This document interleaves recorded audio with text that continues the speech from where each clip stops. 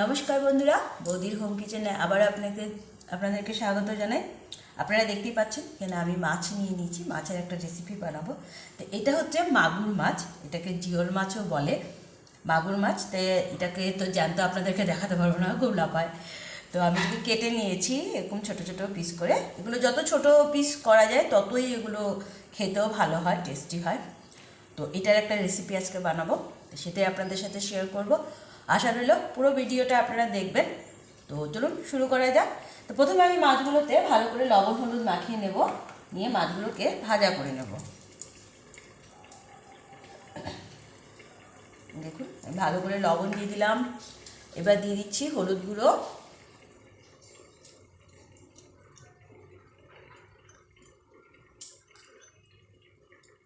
দিয়ে মাছগুলোকে ভালো করে মিশিয়ে নিচ্ছি।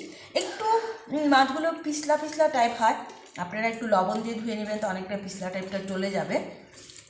এই দেখুন, খেতে কিন্তু দারুণ টেস্ট এই মাছগুলো।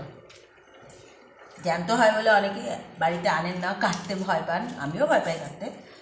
তবুও আজকে আনা হয়েছে, তাই বানাচ্ছি।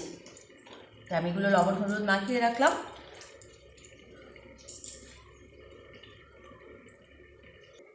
এবার যেটা করব, এই মাছটা রান্না করার জন্য যে মশলাগুলো আমি নিচ্ছি, আমি গুঁড়ো মশলাই ইউজ করছি সব। আপনারা চাইলে আস্ত মশলাও বেটে ইউজ করতে পারেন, কোনো অসুবিধা নেই।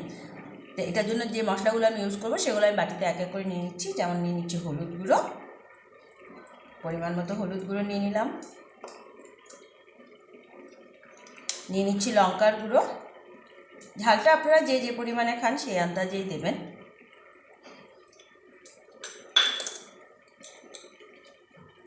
দিয়ে দিচ্ছি আধা চামচ থেকে একটু বেশি জিরের গুঁড়ো, আর দিয়ে দিচ্ছি সেম পরিমাণে ধনিয়া গুঁড়ো। এবার এই মশলাটাকে আমি জল দিয়ে ভিজিয়ে রাখছি। আর আমি এখানে যেটা ইউজ করব, আমি এখানে সামান্য একটুখানি আদা মেশিনে কুড়িয়ে নিয়েছি, সেটা আমি এতে ইউজ করব। আর পেঁয়াজ তো অবশ্যই দেবো। তো চলুন রেসিপিটা শুরু করা যাক। দেখুন আমি কড়াইটা বসিয়ে দিয়েছি এবং বেশ অনেকটা পরিমাণে তেলও দিয়ে দিয়েছি। তেলটা খুব ভালো গরম হয়ে গেলে মাছগুলোকে এক এক করে আমি ভেজে দেব। আশা করছি আমার তেলটা অনেকটাই গরম হয়ে গেছে। এবার আমি মাছগুলোকে এর মধ্যে দিয়ে দিচ্ছি।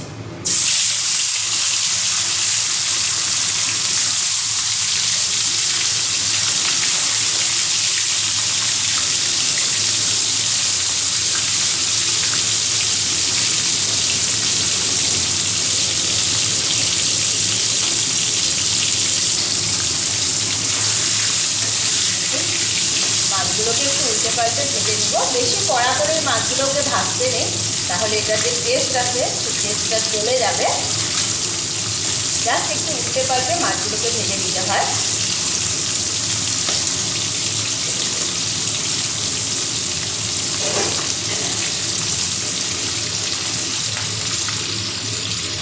দেখুন আমার মাছগুলো কিন্তু ভাজা হয়ে গেছে, আমি এবার এগুলোকে তুলে নেব।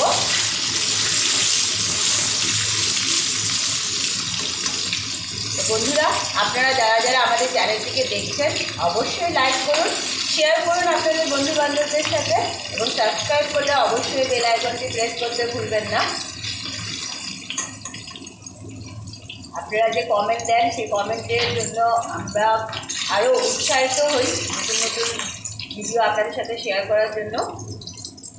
এবার বাকি মাছগুলোকেও এভাবে আমি একে একে ভাজা করব।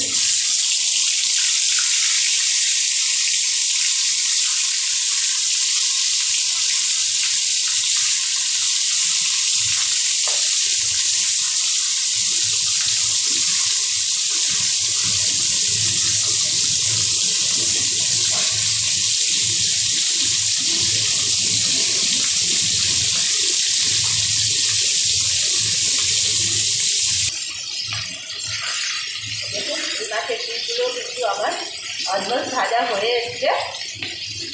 বেশি সময় লাগে না, তেলটা যদি ভালো গরম হয়ে যায় চটজলদি এরা উঠে যায়, কড়াইয়ের সাথে লেগে লেগে যায় না একদমই।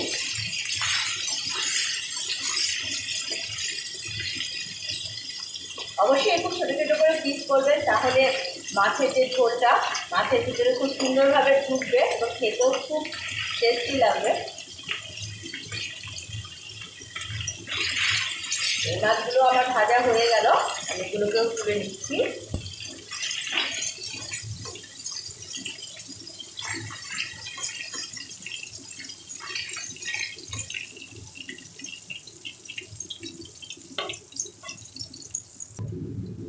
দেখুন, এবার আমি দিয়ে দিব এর মধ্যে একটা তেজপাতা ফোড়নে।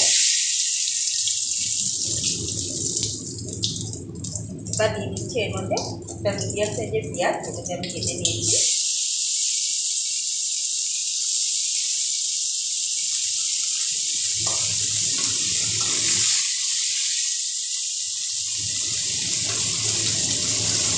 আর যে আদাটা আমি কুড়িয়ে নিয়েছিলাম সেটাও এর মধ্যে দিয়ে এবার ভালো করে এটাকে ভেজে দিব, যাতে কাঁচা গন্ধটা না থাকে।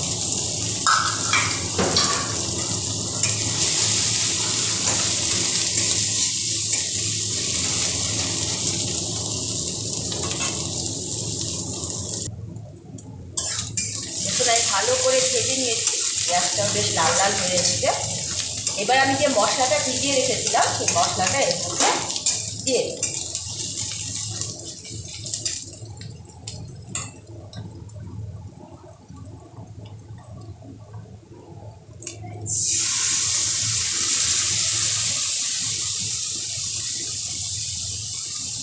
মশলাটা দেওয়ার পর সামান্য একটু জল দিয়ে দিব, কেননা মশলাটা খুব ভালো করে ভাজা করতে হবে তার জন্য। আর এই সময় আমি পরিমাণ মতো ঝোলের লবণটাও দিয়ে দিচ্ছি।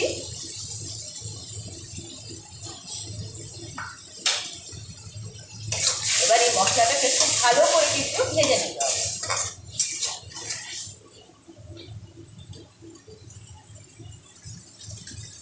দেখুন, আস্তে আস্তে কিন্তু আমার মশলার ঝোলটা, জল যেটা দিয়েছিলাম সেটা তাড়তে শুরু করে দিয়েছে এবং মশলাটা পুরো ভাজা হতে শুরু করে দিয়েছে। যেহেতু মাগুর মাছ, এটাকে জিওল মাছও বলা হয়, তার জন্য একটুখানি আদা দিলাম, একটু ফ্লেভার টেস্ট বাড়বে। তাই মশলাটা আরেকটু ভাজা হবে, পুরো জলটা টেনে যাওয়া পর্যন্ত মশলাটাকে ভেজে নিতে হবে।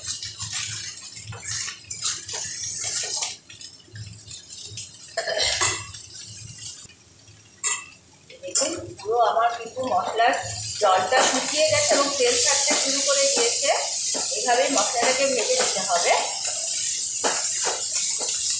এবার ভেজে রাখা মাছগুলোকে আমি এর মধ্যে দিয়ে দিব, যাতে মশলাটা আরও ভালোভাবে মাছের মধ্যে ঢুকে যায়। আপনারা চাইলে এই রেসিপিটা আলু দিয়েও করতে পারেন, যেহেতু আমার মাছের কোয়ান্টিটিটা একটু বেশি আছে তাই আমি আলুটা ইউজ করছি না, আমি খালি খালি বানাচ্ছি। এইভাবে খেতেও দারুণ লাগে। মশলাটা পুরো মাছের সাথে মিশিয়ে নিলাম। এবার এর মধ্যে জলটা দিয়ে দিব।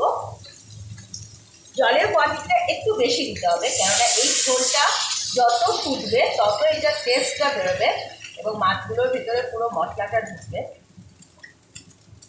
তার জন্য ঝোলটা একটু বেশি পরিমাণে প্রথমেই দিতে হবে।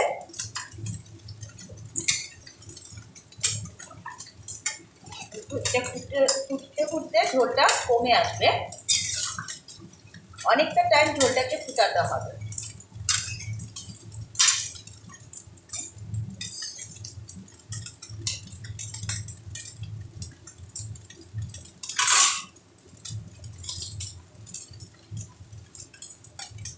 বেশ অনেকটা পরিমাণে জল আমি কিন্তু এর মধ্যে দিয়ে দিয়েছি। এবার এর মধ্যে দিয়ে দিচ্ছি কটা কাঁচা লঙ্কা,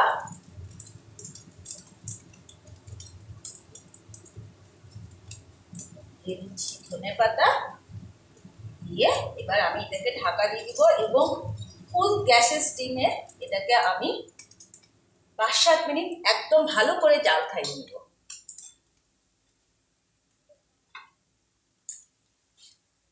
দেখুন, আমি কতটা ঝোল দিয়েছিলাম, এবার শুকাতে শুকাতে ঝোলটা এতটুকু এসছে। এরকম পজিশনে এটাকে নামিয়ে নিতে হবে। এর থেকে ঝোল শুকালে আর খেতে ভালো লাগবে না, এরকম ঝোলে নামাতে হবে। এতে কী হবে, মাছটা খুব ভালো সেদ্ধ হবে, ঝোলের মধ্যে মাছের পুরো টেস্টটা আসবে। তো চলুন এবার এটাকে আমি নামিয়ে নিই। দেখুন বন্ধুরা, আমার এই মাগুর মাছের ঝোল রেসিপিটা একদম রেডি হয়ে গেছে। অবশ্যই আপনারা এটা বাড়িতে ট্রাই করবেন এবং অবশ্যই আমাকে জানাবেন কেমন হলো। ঝোলটা এই জন্য একটু বেশি পরিমাণে দিতে হবে যাতে মাছটাও নরম হয় এবং মাছের মধ্যে সব মশলাগুলো ভালোভাবে ঢোকে। তো অবশ্যই এইভাবে একবার এই রেসিপিটা বানিয়ে বাড়িতে ট্রাই করে দেখুন, আমি গ্যারান্টি দিয়ে বলছি দারুণ একটা রেসিপি। তো আবার দেখা হবে নতুন একটা ভিডিওর সাথে, ততক্ষণের জন্য ধন্যবাদ।